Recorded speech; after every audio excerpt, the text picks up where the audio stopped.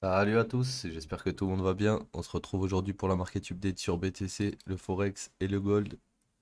Donc on va se mettre en 4 heures, on va faire un petit récap sur BTC pour voir un peu ce qui se passe. Parce que je vois qu'il y a beaucoup de gens qui s'affolent un peu pour rien. Donc regardez, c'est très simple. On avait un high précédent ici, on est venu le SFP. Quand vous avez quelque chose comme ça, derrière c'est synonyme de retracement. Donc on n'est pas obligé de retracer beaucoup, mais il y a eu quand même un retracement là, comme tu peux voir. Ok? Donc, maintenant, deuxième chose. Tu vois ici, tu avais des niveaux qui nous ont servi de résistance ici. Après, on a transversé les niveaux. Après, si je mets une ligne comme ça, tu vois bien que cette zone, c'est pareil. On n'a pas réussi à passer au-dessus. Mais le plus important, c'est le top. Maintenant, qu'est-ce que je vais regarder? Ici. Tu vois ici, tu as plusieurs pics qui sont à peu près au même niveau. Quand tu traces le dernier là, hop, on est pile en support dessus ici. D'accord? Donc, dans l'idée, c'est quoi les gars? Le trading, c'est pas que c'est compliqué, mais plus vous allez utiliser des techniques compliquées, plus ça va être dur pour vous de prendre position, etc. Là, on est en 4 heures, on a mis 3 lignes sur notre graphique. C'est-à-dire, ici, on a un support, support, support, en résistance plutôt, d'accord? Une fois qu'on passe au-dessus, support, support, alright? Ici, on a une résistance. Une fois qu'on passe au-dessus, résistance. Ici, on avait des résistances. Une fois qu'on est passé au-dessus, résistance, résistance. Ok? Donc maintenant qu'on a vu où étaient les résistances, où était le support, qu'est-ce qui peut se passer?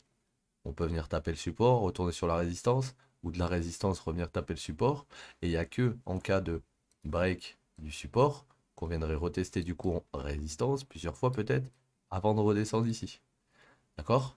Donc dans le cas où on viendrait à perdre les 29 820 en clôture, on a de très fortes chances de retourner à 28 460, voire même plus bas. Parce que là j'ai pris le premier support, mais comme tu peux voir ici, par exemple là, là, là, là, là, on a plusieurs zones où le prix a été travaillé, tu vois. On pourrait avoir une autre zone ici, dans cette zone, d'accord?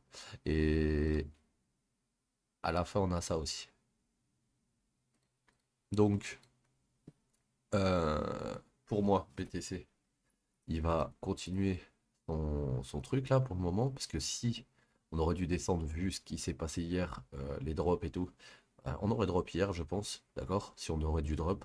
Donc là maintenant, ce que je vais regarder moi personnellement, c'est surtout ça. Tu vois ce high là, tu vois ces mèches ici, qu'on repasse au-dessus. Donc là, mon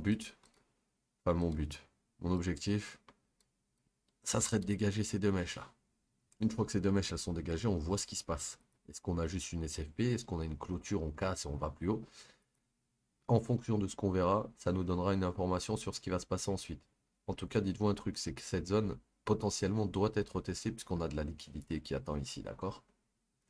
Donc pour aujourd'hui, faites ça, vous faites ça, vous vous mettez à partir du 21 juin, hop, voilà. Et là, vous avez votre plan de trading. Pourquoi vous avez votre plan de trading? Parce que vous avez identifié les supports, les résistances, et dans vos supports et résistances, vous avez même évalué où étaient les values. Donc la value R à low, le POC et la value R à high. Donc les gens qui ont acheté sur la value R à low ce matin ou hier soir, ils vont essayer de revendre ici sur la value R à high. Et j'ai même envie de te dire, logiquement, on devrait, sur ce push qui monte, venir dans cette zone-là, dans un premier temps. Une fois que ça s'effile, on retrace un peu, et s'il y a de la patate, on va aller chercher la dernière zone. On peut aussi très bien filer cette zone, retracer sa peine et pas aller filer le reste. En tout cas, dis-toi un truc, c'est que ici tu as un mouvement qui descend, un mouvement qui remonte, et on laisse cette zone non fil. Ici tu as un mouvement qui descend, un mouvement qui remonte, et on avait laissé cette zone non fil. On est revenu la file.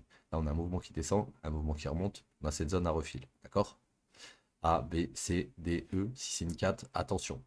On a déjà fait les A, B, C, D, E, donc on a fait le mouvement 4, ça pourrait être le début du mouvement qui arrive suivant ça, ok? Donc ça c'était pour BTC, hein, c'était pour vous rassurer un peu, pas paniquer pour rien. Voilà. Le trading, c'est pas magique. Il suffit d'avoir les bons niveaux au bon endroit et ça le devient un peu, à condition de faire les choses correctement. Donc là, comme tu peux voir, hein, le support à 29 800, c'est un support de ouf. Donc faut le garder. Il faut qu'il tienne. Tant qu'on le perd pas, on n'ira pas plus bas. Ça c'est clair et net. Ok les gars?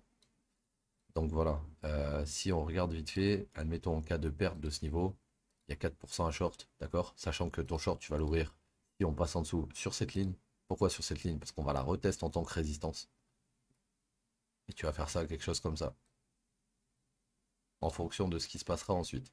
Maintenant là, si ça monte et que ça vient là-dedans, faudra voir aussi si on vient re-SFP le high ou si on a une clôture au-dessus des high. Parce qu'il ne faut pas oublier qu'ici on avait un high et on a SFP le high. D'accord? Quand on a quelque chose comme ça, en général, on descend. Ok? Donc on pourra avoir une descente comme ça pour aller, je sais pas moi, supprimer slow par exemple. Mais bon, pour l'instant, c'est pas d'actualité parce qu'on est toujours au-dessus de cette ligne. Donc on va aller faire un tour sur le Forex maintenant. Donc l'euro USD, pour moi, il y avait une attente à. Enfin, il y avait une zone à attendre là-haut, là, ici. Pourquoi? Parce que ben, il y avait des liquidités pour moi plus hautes. Il n'a pas été encore. Donc je ne sais pas si le mouvement actuel, il va juste retracer cette zone et redescendre, ou si on va aller chercher la POI.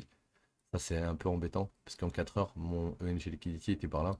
Mais là, en 15 minutes, elle est beaucoup plus haute. Là, par exemple, tu vois, la mèche ici, elle n'a jamais été refilée à droite. On doit revenir là-dedans, c'est obligatoire.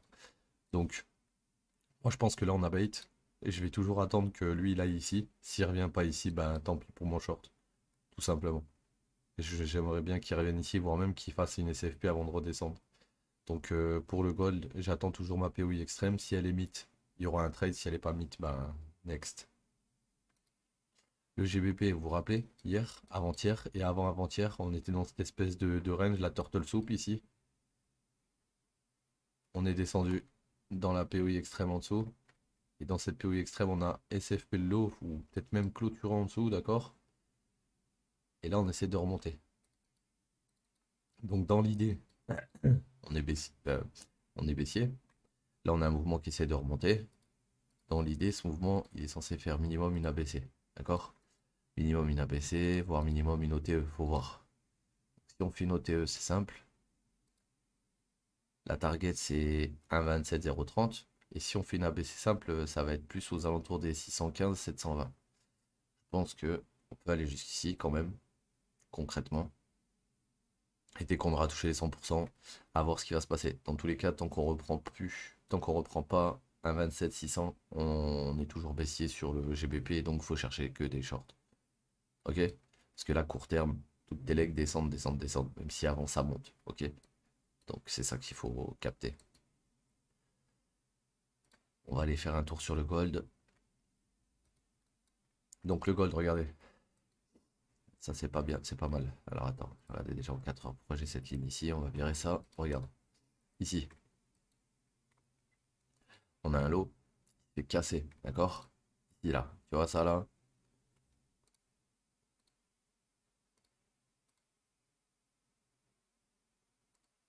Ton inducement, voire même inducement plus bas. Ouais, je dirais l'IDM il est plus bas. Donc regarde, ici tu as l'IDM, d'accord? Au-dessus de l'IDM, tu as une POI. La POI au-dessus de l'IDM, elle est là. Quand on a rentré dans la POI, regarde le mouvement qu'il y a eu. On est rentré dans la POI et je craque, on est redescendu tout en bas. Ensuite, on n'a pas réussi à clôturer en bas. Du coup, l'IDM, il était bon à jouer jusqu'au dernier lot.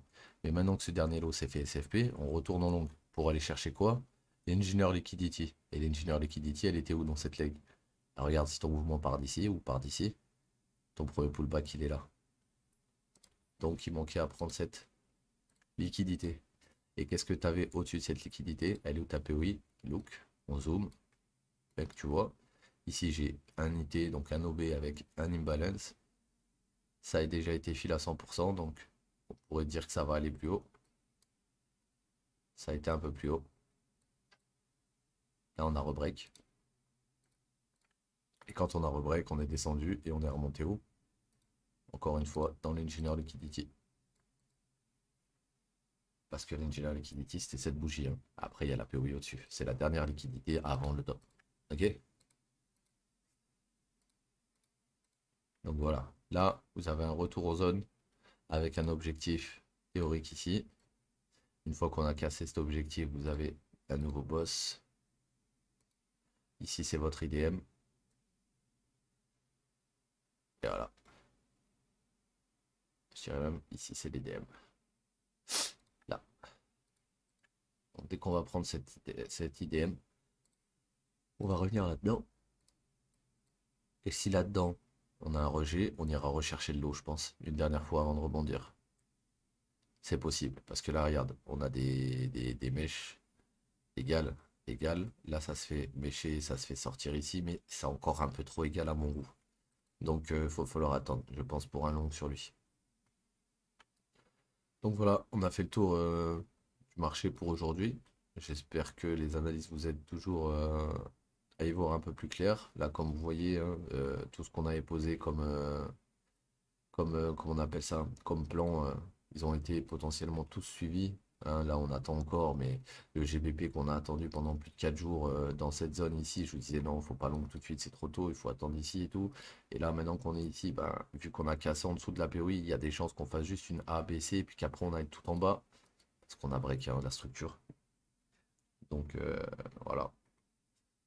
Je vous dis à demain, prenez soin de vous les mecs, et puis faites attention à vous.